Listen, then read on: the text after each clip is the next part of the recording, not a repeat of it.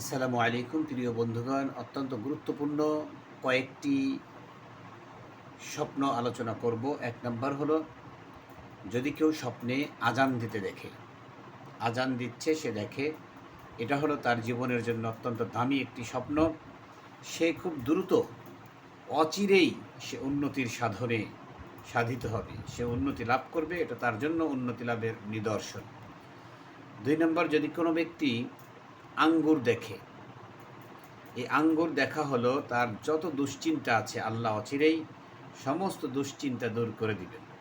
আঙ্গুর দেখা এটা দুশ্চিন্তা দূরকরণের নিদর্শন।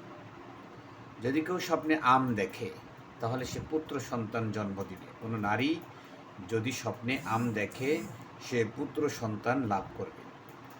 স্বপ্নের মাঝে যদি কেউ আনারস দেখে, তাহলে এটা তার জন্য অত্যন্ত ভালো এবং খারাপ দুটি হতে পারে, কারণ এটা তার দ্বিতীয় বিবাহ করার লক্ষণ।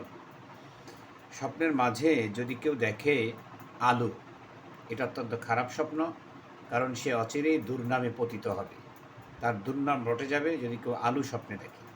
আর যদি কেউ আলু গাছ দেখে স্বপ্নে, তাহলে তার জীবন দুর্বিষহ হবে, তাকে দুঃখ কষ্ট সব কিছুতে ধরে ফেলবে, তার অশান্তি আর কষ্টের শেষ থাকবে না। স্বপ্নে যদি কেউ আয়না দেখে, এটা আবার ভালো স্বপ্ন, তাহলে তার মর্যাদা, তার খ্যাতি, তার সুনাম চারদিক ছড়িয়ে পড়বে। আল্লাহ রাব্বুল আলামিন আমাদের সকলকে কল্যাণকর স্বপ্ন দান করুন, আমিন।